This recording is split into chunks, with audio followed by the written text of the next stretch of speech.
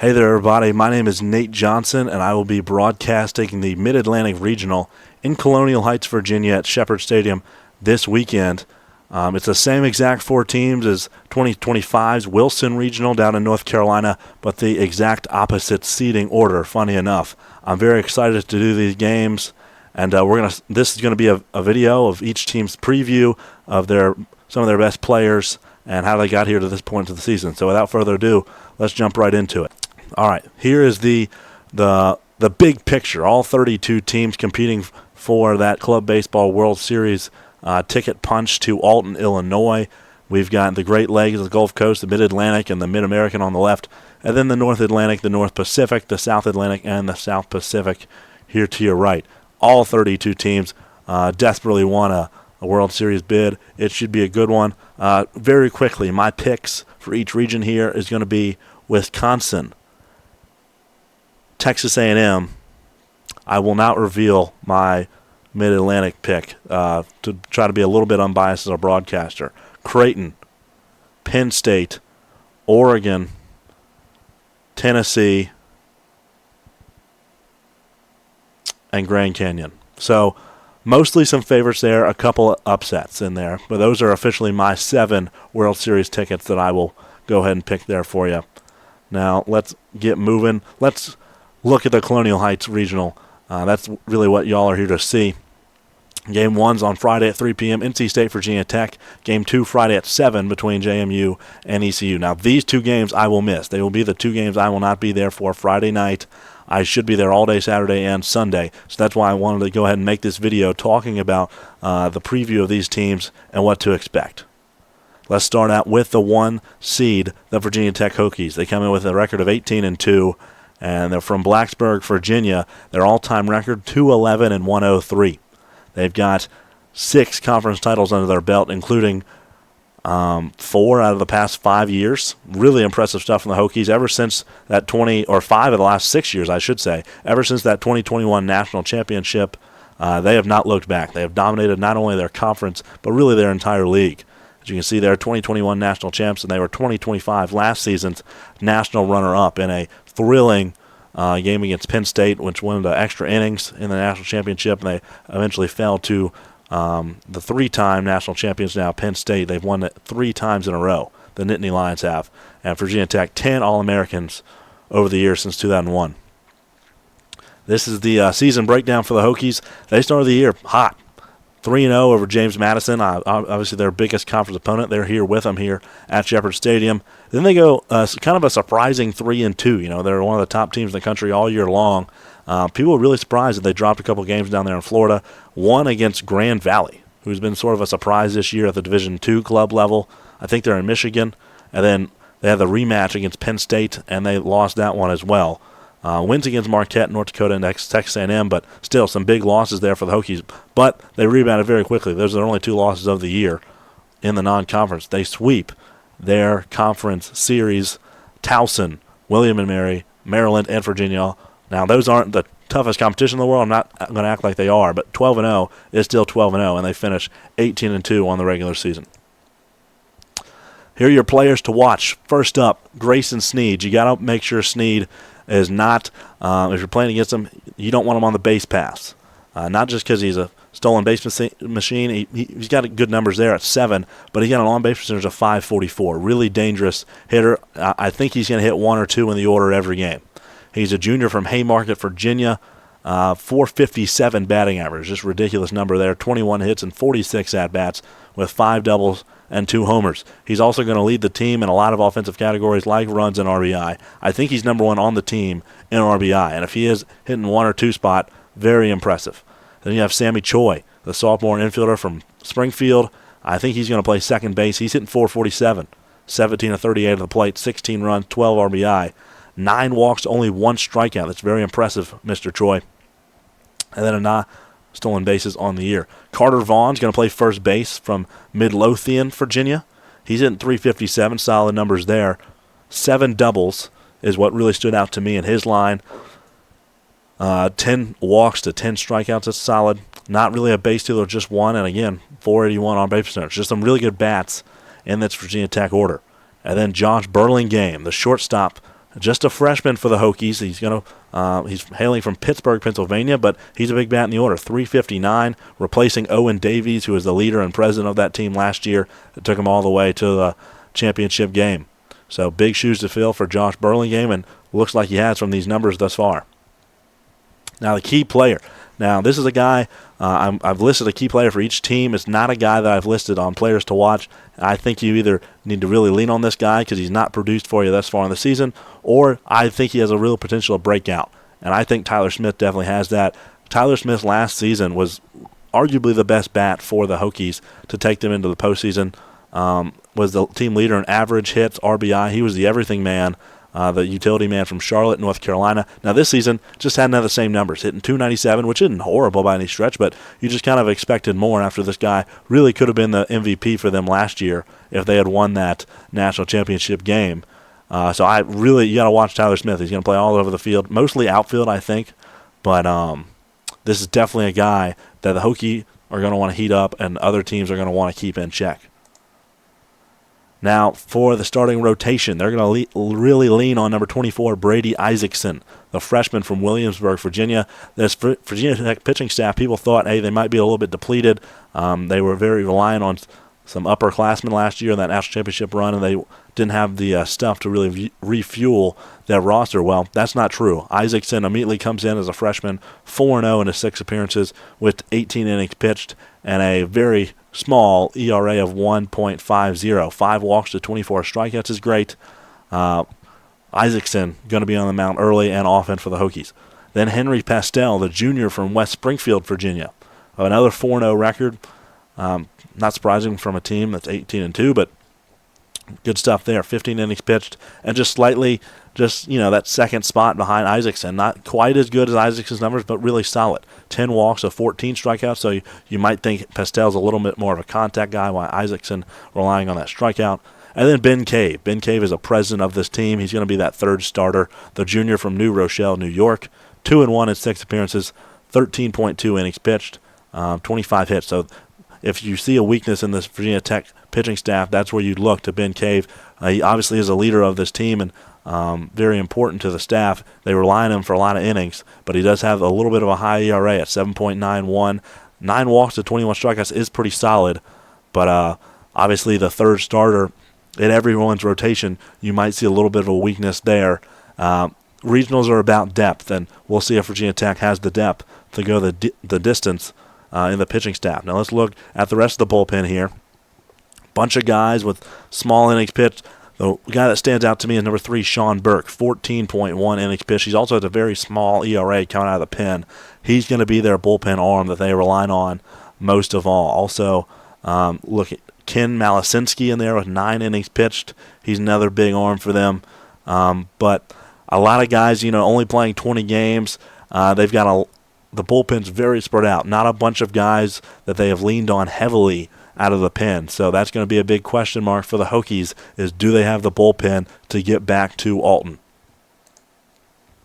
Now let's move on to their Game 1 opponent, the Wolfpack. These are the hometown kids for me. I am obviously a graduate of NC State, if you didn't know. This was my team last year that made it to the Wilson Regional. Now let's talk about them. They come in with a record of 17-6, so I'll try not to show my bias too much here. An all-time record of 196 and 120. They have had 5 conference titles, including 2 of the last 3 in the Mid-Atlantic South, 4 World Series appearances, but none since 2008. They're the 2004 national runner-up, and they've had 12 All-Americans. The season schedule for the Pack, they started the year off a little rough. 1-2 against ECU, 1-2 against Appalachian State, a big upset for the Mountaineers early in the year. They start 2-5 after a loss, or 4-5, after a loss in PCB to Illinois. You see that right there, but they really turn it around after that point. They go on a 13-game winning streak.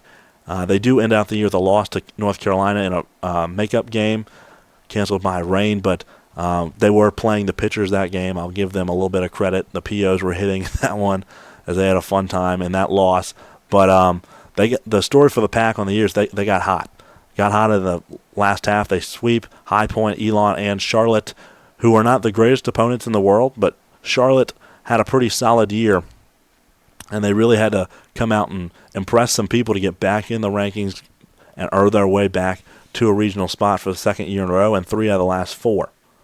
Here are going to be your players to watch for the Pack. They're going to really rely on Jake Montgomery, who had a cold into the regular season, but was really fantastic the whole way. The junior from Holly Springs, he hit 400 on the regular season, 20 hits and 50 at-bats, 5 doubles, 2 triples, and a homer, 22 runs, 15 RBI, 9 walks, 10 hit-by pitches. So he was given 19 free passes. He's really just, the on-base percentage blows you away with 557 on base, and then 15 stolen bags as well. He's just an everything guy for the Pack. They're really going to lean on him to produce on offense. He's going to hit that 2-3 spot in the order. They need Jake to have a really good weekend at the plate. Then you got Alec Creech, the senior outfielder. He had another guy to end the season kind of cold for the Pack, and that they're going to need him to rebound and really be an RBI machine late in the year. He's hit 309 in the regular season. He's never really jumped off the page with an average. There's always a very solid, consistent 310 average for Creech, just about same as last year. But he does have some pop in the bat, 3 doubles, a triple, and a home run with 18 runs and 15 RBI. The thing that jumps out to me is the high walks for Creech. He does have a lot more this year with 15, but he's also struck out, leads the team in strikeouts a lot. 18 strikeouts, so Creech has got to limit that. He's also stolen more bags this year than usual with 9 and a 459 on-base percentage for Mr. Creech. Caden Irving's next up, the sophomore catcher. He has expanded his game monumentally from last season. Hit about 320 last year. He's gone all the way to 373, 19 hits and 51 at-bats. He's also really improved the arm behind the plate. The defensive aspects for Caden catching is much improved over the last year. 4 doubles, a triple for Caden, 9 runs, 20 RBI. He's going to be this RBI machine, going to bat cleanup for the Pack and really be the guy that drives the runs in. 9 walks, 3 hit-by pitches, and just 5 strikeouts. Caden's not going to be a guy that strikes out a whole lot, and a 470 on base. And then finally, Drew Stanfield. His number doesn't pop out at that 278 batting average, but just a freshman. He has been excellent defensively, and they're going to need him to keep being excellent at that 6th spot on defense. Without him in the infield, it just kind of breaks apart for the Wolfpack. They really need to trust him to make the important plays on defense. He comes in with 10 doubles, so the 278 doesn't really jump off the page, but that does. It's a very loud 278 with those 10 doubles and a bomb. 22 runs scored. That might lead the team, I think, at 10 RBI, 11 walks, which has been increasing throughout the year. Early in the year, Drew really was aggressive at the plate, not walking a whole lot. He's done a lot more recently. Also, 14 stolen bags, another very high mark for Mr. Stanfield, the freshman from Sanford. The 384 on base, that has to go up if you're a Wolfpack fan for Drew. The Wolfpack are going to need runs. They really rely on their pitching staff to carry them to a lot of victories. These 4 guys got to step up on offense if they want to have a chance to make their first regional or World Series appearance since 2008. Here's the key player to watch for the Pack. I picked Eli Sipe, the freshman third baseman, another very key player defensively for NC State at third base on the hot corner. Won a state championship last year with North Lincoln High School, so he's looking to be a champion 2 years in a row now as a freshman at NC State. So he might have that clutch gene in him. Hit 284, leads the team in hits with 21. Was always batting in the top of the order, led off for a lot of the year for the Pack with 3 doubles and a homer. It's just, with Sipe, it's been a lot of hot and cold. He's either 4 for 4 or 0 for 4, and NC State's going to really need him to have a hot weekend at the plate if they want to have a chance. 22 runs, he's very important to the offense, but I've seen Eli have a couple of kind of cold weekends, and NC State's going to need Eli to have a really good weekend to the plate and in the infield with his glove to carry them to victory. Here's a starting rotation for the Pack. This is going to be, in my opinion, one of the best rotations in the country. These 3 guys are really impressive. Sproul, Creech, and Pollen. Now, they've not pitched in this order all season. Creech usually leads things off on Game 1, Pollen in Game 2, and then Sproul is usually the Sunday guy. So it'll be interesting to me to watch what order they pitch these guys in. Sproul, I think, has All-American written all over him. A 5-0 record and 39 innings pitched. That's crazy. Well, still a regional and maybe the World Series still to go, and a very nice 1.85 ERA with 50 strikeouts and only 12 walks. I mean, Sproul has just been dominant all year. I'll be very interested to see who they throw him against. That team is really going to have quite a tough time on the mound facing Mr. Ryan Sproul. Alec Creech is kind of always consistent on the mound. He was, maybe it felt a little bit more dominant last year. He was a second-team All-Region starting pitcher. He had a 4-2 record. The walks have been a little bit up for Creech this year, but again, he's just really solid. 25 innings pitched, 33 walks. He's not really been stressing his arm a lot this year. That's been sort of a point for the Packers. They don't want him to advance his arm and then be really sore for the playoffs, so he should be well rested and ready to go, keep the arm healthy throughout the year. And then finally, Connor Pollan has been a great new addition to the team this year, transferred in from the JUCO level. He's got a 3.00 record with 2 saves. He really earned his starting spot with a complete game against UMass in Florida as he went 7 innings through like 125 pitches and had an excellent outing there, had 13 strikeouts in that one. So Pollan's really just been that answered prayer, that third starter in the rotation for the Wolfpack, and we'll see what order President John Costantino goes with these 3 guys. Here's the rest of the pitching staff for the Pack. Riley Tuttle's working his way back from injury. He should be good to go. He's not been relied upon because he injured himself about halfway through the year and is just now getting back. So we'll see how Tuttle is used. Carson King has been really a workhorse in the middle relief for the Pack. Jacob Jones, late game, he's coming off an ACL tear from 2 years ago and is just now kind of feeling really good on the mound. Really excited to watch Jones pitch. They lose a big piece in Zach Flontek. Not sure if y'all saw him, but was drafted to the Frontier League. Really big accomplishment for this team to have a player drafted to a professional league, so they won't be missing Zach. And then they do have Shep Fowler, who's been turning on here recently. He's been great out of the pen. He's up to 91 miles an hour out of the pen. And then Eddie Thompson, who arguably, in my opinion, has been the best reliever for them. 10 1/3 innings pitched, so he doesn't have a ton of innings, but they've kind of been using him only when they need him. And those 10 innings have been huge innings for the Wolfpack, and I'm very excited to watch Eddie Thompson pitch this weekend in regionals. I think he's going to give other teams fits. All right, let's move on to the Pirates of ECU. An all-time record of 342-79. That's absurd. I challenge any other team to have a record as good as that in club baseball since 2013 when they started keeping track of this. 10 conference titles in like 13 years or something. They win it almost every year. 9 World Series appearances, 2 national championships, and 45 All-Americans. That's just wild. They really jump off the page at you with their team numbers. Their season went like this. They swept Clemson to start, 2-1 against rival NC State to really establish themselves as one of the top teams. They came into this season unranked. Kind of blows your mind. You know, they ended the year very quietly last year with a 0-2 exit in the Wilson Regional. And I think people just forgot how good ECU is, which is crazy to me. And they start the year 5-1 against 2 ranked teams at home and just really, right back to it, a number 4 spot in the rankings just like that. And then they split with number 2 in the country, Tennessee. I mean, not a whole lot of teams have beaten Tennessee this year. They're one of them. They go 3-0 against App, who was a really surging at that point. App was playing their best ball, and they really killed their spirit real quick. They go 2-1 against Charlotte. The 49ers take a game from them. That's when the 49ers really thought they had a shot at the postseason. But the most shocking series to me is the 1-2 performance against South Carolina, who's really has not been great this year. The Gamecocks stole a series from them, but since then they've been a perfect 5-0 against High Point and Elon. So we'll see how the Pirates fare. Let's talk about some of their most important players. It's going to be number 7, Jay Stanisiak, the 5th-year shortstop from Wake Forest. He's been their guy for 5 years now, just consistently one of their best players, 426 average. He hits like either 450 or 500 pretty much every year. It's pretty absurd how consistent he's been at the club level.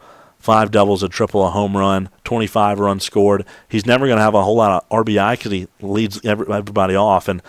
But if you give him a free pass, he's going to score. He's going to try to steal 2 bags on you, and just a ground ball might score him. Jay Stanisiak, if you play against him, do not give him free passes. No walks, no hit by pitches. Make him earn every time he gets on base and attempts to score. He's really going to drive this offense. If you somehow shut down Jay Stanisiak, you're going to have a pretty good odds of shutting down this entire ECU team. And then you have another addition in Anthony Jones that really helps the cause. He transferred in from Lewisburg Junior College, catcher and infielder, hitting .407. Now he's had 3 home runs, but 2 of them came in that weekend against NC State. So not had a home run in a while, but he's going to be the RBI guy. The guy batting 3 or 4 in the order, driving runs in.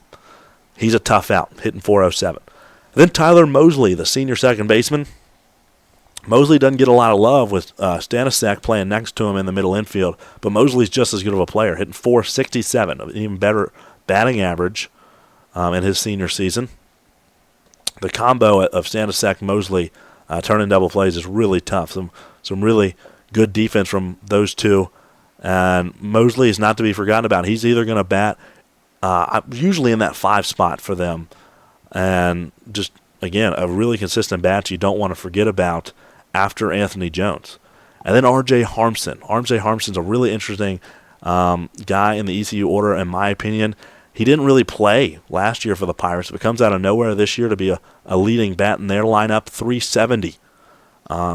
He is hitting 20 for 54 at the plate with 4 doubles and a home run, 15 RBI. The thing with R.J. Harmson, 0, not a typo, 0 walks for him. Very aggressive bat. So, again, you got to go after these guys. You can't walk ECU. They will burn you if you walk Pirate bats. 0 walks, 7 strikeouts for Harmson, 2 stolen bags as well. Harmson was really the savior of that Clemson series early in the year. He's the guy that powered their offense that weekend. So, you got to watch. Very aggressive these Pirate bats are, and you got to make them earn it. Key player for the Pirates is Luke Wolf. Luke Wolf last year was a first-team All-American. He hit .500, had insane numbers coming from Providence High School in Charlotte.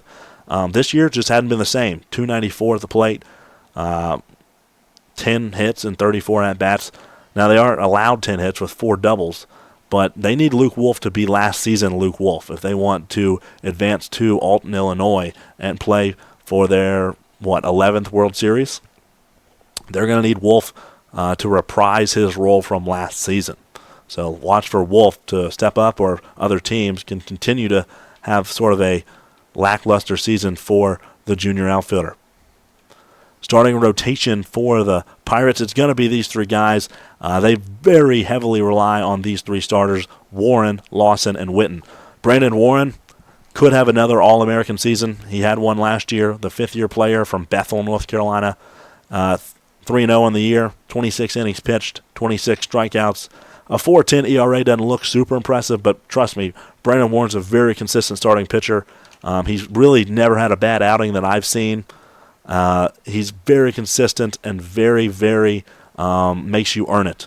Similar to the Pirate bats, they're just not going to make mistakes. If you group them, if you group them a fastball, they're going to hit it a mile.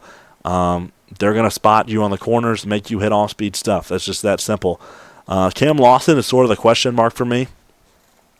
He's going to be kind of the flamethrower in the middle in that game, too. He throws the ball hard. His breaking stuff, to me, is not as good. So it'll be interesting to me how teams approach Cam Lawson, because he's the guy to me to force him to throw strikes. Witten and Warren will throw you strikes. They will not walk you.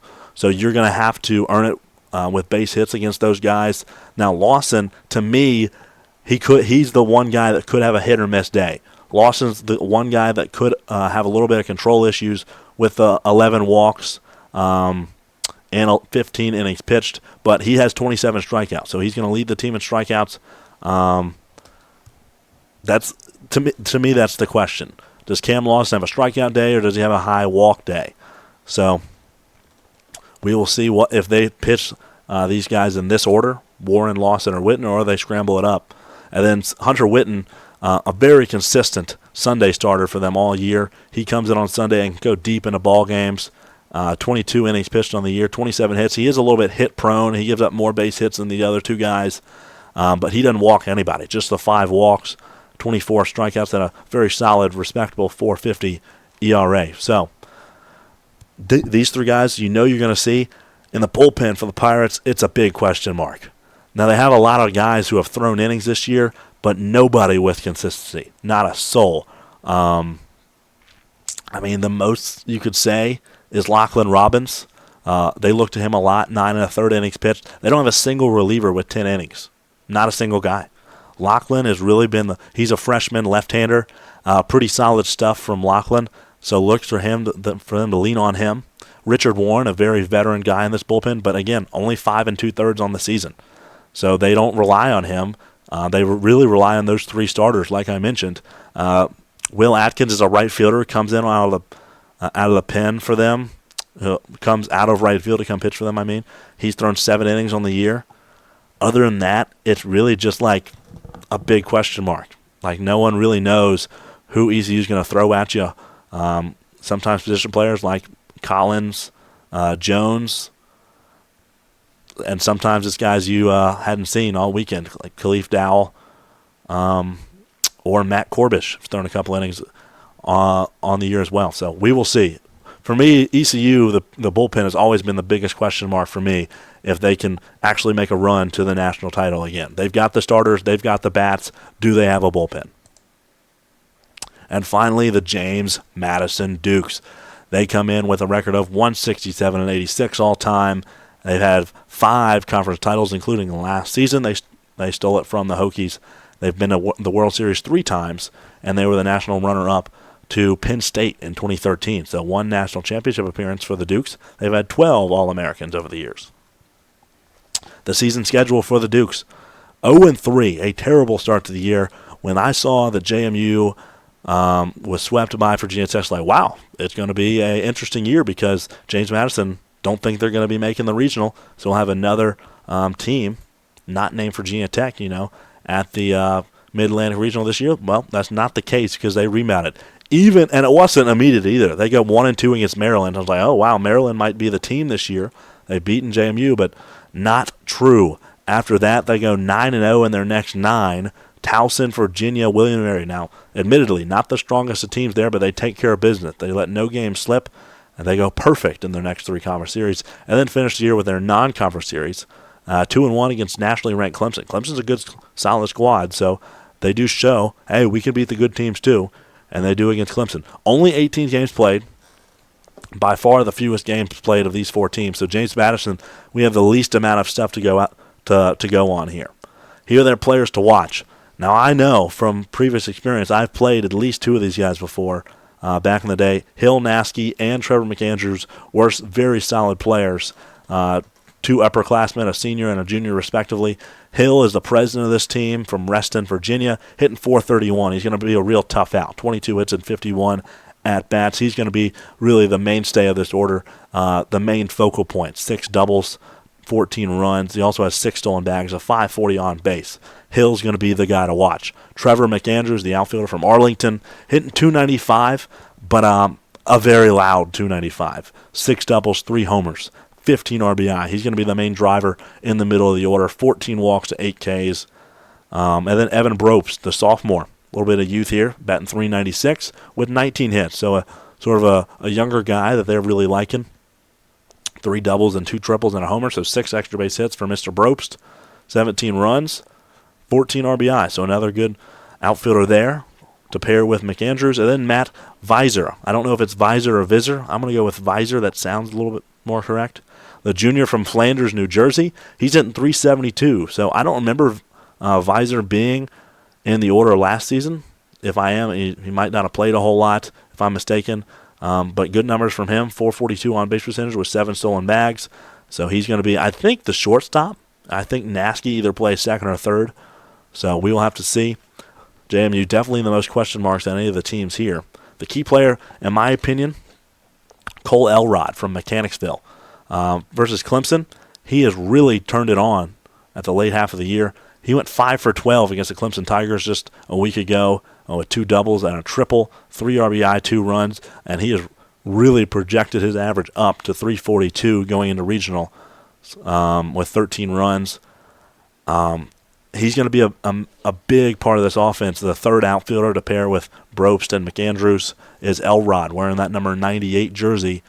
He's going to be a big deal for this Duke squad. And the starting rotation, they will be led by number 15, Rocco Albano, the sophomore from Randolph, New Jersey, 3-0 on the year, 29 innings pitched, and a 3.07 ERA. 15 walks, 31 strikeouts. Pretty solid numbers there from Mr. Albano. 29 and a third definitely leads the team. And they have another solid starter right next to him, another sophomore in Alex Devins. Now, these two sophomores paired together have pretty good numbers. 25 innings pitched for Alex Devins. 5 walks to 15 strikeouts, so definitely more of a pitch-to-contact guy, throw strikes early and often for Mr. Devins. He had a complete game win with 0 earned runs over Virginia in the middle part of their season, so can definitely go deep into ball games. And then they have a big question mark for that Game 3 starter, Sam Kelly, the junior from Rutherford, New Jersey. He's got no decisions on the year, has 3 starts, 12 innings pitched, but has given up 23 hits, 26 runs in those 12 innings. So not great stuff. 18 walks, 5 Ks, and a 12.74 ERA. Not good stuff for Sam Kelly. JMU is definitely looking for a solid third option. I'm not sure if they'll go with Sam or somebody out of the pen. We'll have to see who the Dukes rely on to get him out of a third game start. That's the thing about postseason baseball here at the club level and really the college level in general. You're going to need all 3 solid starters, and then you're going to need a bullpen game if you need that 4th W, and you don't plan on sweeping the entire field to go 3-0 on the weekend. If you need that 4th game, you're going to need a bullpen to really back you up. Let's see what the Dukes got. They've got a bunch of guys, but again, not a ton of innings pitched because they haven't played that many games. Owen Zastoni is a guy that jumped off to me. 5 innings pitched. You also got McAndrews coming out of right field. He's thrown 4 2/3. Jack Connolly is really and truly their best bullpen arm with 13 1/3 on the year, mostly out of the bullpen. So look for Jack Connolly to have a weekend. And then Connor Fox. Connor Fox, the name sounded familiar. I looked back last season. He was an all-region player. I'm not sure if he's had an injury or what. He's not thrown a whole lot this year, just 5 1/3 on the season. So I'm not sure if he's battling back. Maybe he'll be healthy for the Dukes. You'll have to see. So number 36, keep your eye on him. If he sort of has a revamp of last season, Connor Fox, because, again, really strong arm for them last year, but just not pitched a whole lot. And then Jason Chiefitz, he pitched last season, had a big, I think, 6 innings against NC State to eliminate the Wolfpack in Wilson. He's thrown 10 innings out of the pen this year, and he's just a very consistent arm for the Dukes. We'll have to see if he comes back out and has another big postseason performance, part 2 in back-to-back seasons. And then number 65, Nick Focella, 11 2/3 innings pitched as well. So 3 big arms for them, Connolly, Chiefis, and Focella, and then a big question mark in Connor Fox for the Dukes. So that will conclude my little Colonial Heights regional preview. Again, my name is Nate Johnson. Really happy to be broadcasting the Saturday and Sunday games. This is a great regional, a very competitive year in and year out. Now, it's mainly been these 4 teams, been a little top-heavy from these 2 conferences, but it's a very competitive region with the Virginia and North Carolina squads, and they are going to have a great representative who really earns it. Whoever wins this regional is really going to have to earn it to make their way to Alton, Illinois, and compete against the other 7 teams. We've not had a national championship from this region since 2021 when Virginia Tech won it. NC State and JMU looking for their first ever national championships. JMU's not been to the World Series since 2013, NC State since 2008. Virginia Tech was there last year, and ECU's not been since 2022, I believe. It's been a minute for ECU standards. So all 4 of these teams looking to get back to Alton, Illinois. Thanks to all for tuning in if you've made it this far in the video. And again, at Nate Johnson PXP is my Instagram and TikTok accounts if you want to follow that. Thanks for tuning in. See y'all this weekend in Colonial Heights.